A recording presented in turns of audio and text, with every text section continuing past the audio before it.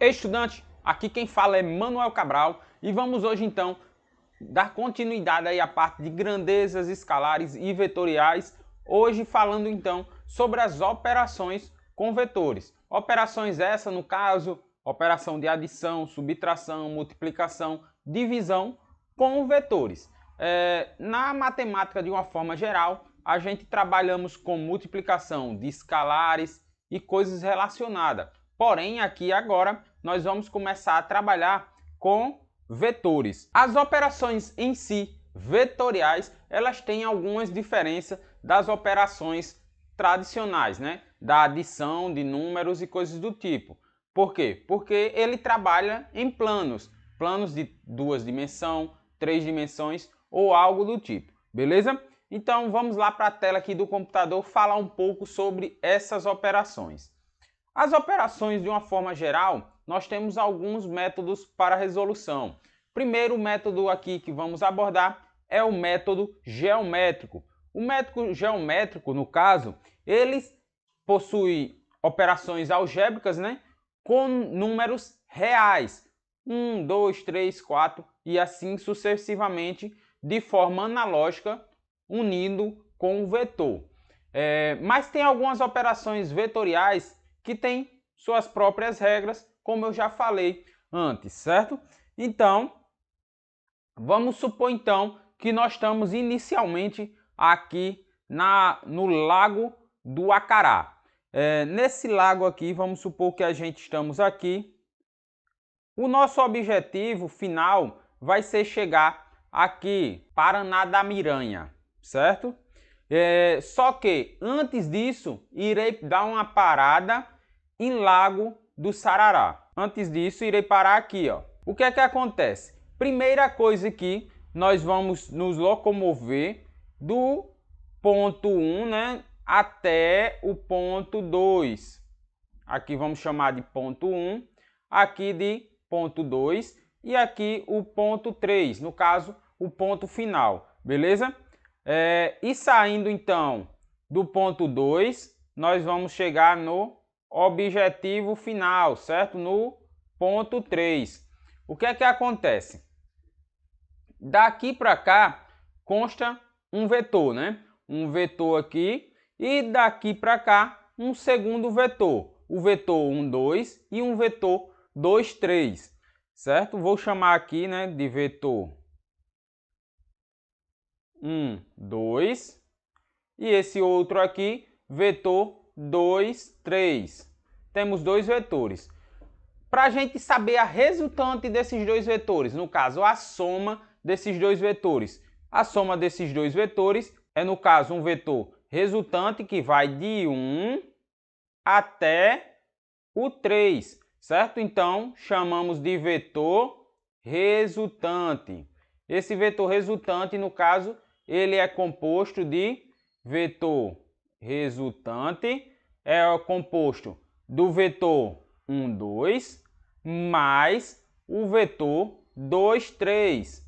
Essa, no caso, é o vetor resultante e a soma, no caso, desses dois vetores. O vetor 1, 2, que foi do ponto 1 ao ponto 2, e o vetor 2, 3, que foi do ponto 2 ao ponto 3, certo? Esse, no caso aí, é uma das formas da gente resolver através de um método geométrico. Como eu havia falado, né, a soma de dois vetores unidos é de 2, de 3, de 4. De quantos vetores você for somar, né, juntar eles, a soma deles todo é chamado então de soma vetorial ou soma resultante, certo? Como eu chamei aqui de V resultante, vetor resultante, beleza? Essa é, no caso, uma das formas de resolver esse tipo de operação. Porém, quanto a isso, eu só fiz jogar os vetores aí para a resolução. Porém, irei passar algumas regras e operações matemáticas para os casos específicos. Dentro das operações vetoriais, nós iremos definir algumas regras operacionais matemáticas. Primeiro, no caso, a gente vamos resolver a adição de vetores.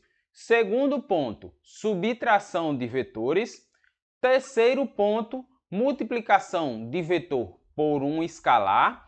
E um quarto ponto, produto escalar e vetorial, certo? Quando nós temos aí um caso com dois ou mais vetores adicionados juntos, certo? Eles têm que ter as mesmas unidades. Como assim? Nós não conseguimos somar velocidade com distância. Por quê? Porque velocidade, no caso, é metros por segundo, enquanto a distância é somente metro, beleza? Então nós temos que somar coisas que componham a mesma coisa, a mesma característica. Vamos supor então que você está analisando forças. Se você analisar forças, você não vai poder somar com, um exemplo no caso, uma aceleração, certo? Porque aceleração é metros por segundo ao quadrado, enquanto força é newton, certo? Então, coisas desse tipo não há como ser realizado a soma, tudo bem? É a mesma coisa da gente querer somar real com hora. Não tem nada a ver uma coisa com outra. É a mesma coisa aqui, certo? Vamos sempre usar essa analogia, essa ideia aí de que precisamos utilizar os mesmos parâmetros para definir algo, beleza? Pois aqui nos vetores, né, coisas que eu acabei de citar, são grandezas físicas totalmente diferentes, certo? Então, utiliza aí sempre essa ideia, esse conhecimento, esse conceito. Vamos agora imaginar, né, que nós tenhamos dois vetores, um vetor A e um vetor B. Dois vetores qualquer. Porém, nós temos dois vetores que apontam para o mesmo lado, certo? Todos dois para o lado direito. Vamos ver aqui na tela do computador. Nós temos o vetor A e o vetor B, ambos apontando para a mesma direção e o mesmo sentido, certo? A única diferença deles aqui seria o módulo, pois B é maior do que A. Então, o ângulo formado entre eles é zero. Por quê? Porque não tem nenhuma angulação entre eles, né? Entre esses dois vetores. Agora vamos imaginar que nós tenhamos dois vetores e esses dois vetores estejam opostos, um ao contrário do outro, enquanto A está para a direita e B está para a esquerda. Entre eles, no caso agora, nós temos direções opostas, mesmo sentido, e módulos aqui para esse exemplo específico diferente. A é maior do que B. A angulação formada entre A e B é, no caso, 180 graus, já que um está contrário ao outro. Então, enquanto para o caso que θ é igual a zero, nós só vamos fazer a soma dos dois vetores. Para este outro caso, vamos fazer a subtração. Vamos supor então aqui que esteja eu e você fazendo forças aqui. Vamos supor para o primeiro caso, você está fazendo uma força B e eu estou fazendo uma força A. Nós dois, ao puxarmos uma determinada caixa ou algo relacionado, nós vamos conseguir arrastar a caixa para o mesmo lado, certo? Então, a caixa, a gente vamos fazer força para arrastar ela para um determinado lado. Vamos supor agora que nós dois, novamente, vamos fazer força para puxar a caixa. Porém, vamos fazer forças opostas. Eu irei fazer a força A e você a força B. Eu irei exercer uma força maior do que você na caixa, para puxar a caixa. Consequentemente, a caixa irá se mover para o meu lado direito. Isso eu estou desconsiderando certos efeitos de atrito ou coisas relacionadas. Também não há necessidade de se preocupar no momento quanto a isso. É apenas a ideia da questão da força, certo? Então, se eu estou puxando para um determinado lado com mais força do que você, consequentemente, a caixa virá para o meu lado, beleza? Agora só, nós trabalhamos assim, né, com dois vetores indo para o mesmo sentido, né? Direções opostas ou direções iguais, porém no mesmo sentido, com um ângulo de 0 graus e 180 graus. Mas já parou para pensar que não trabalhamos sempre com a angulaçãozinha tão bonitinha, assim, um alinhadozinho com o outro, de 0 graus, 180 graus, e sim trabalhamos com diversos ângulos. Ângulos esse, no caso, que pode ser formado de 90 graus, de um ângulo θ qualquer menor do que 90 graus, e também podemos ter um ângulo θ maior do que 90 graus, beleza? Então, de uma forma geral, temos aí 3 formas que nós podemos trabalhar, né? E assim, para aqueles casos ali, eram casos simples, né? Somente com direções opostas, sentidos opostos, certo? E para aquele caso ali, era só fazer uma soma ou uma subtração em si.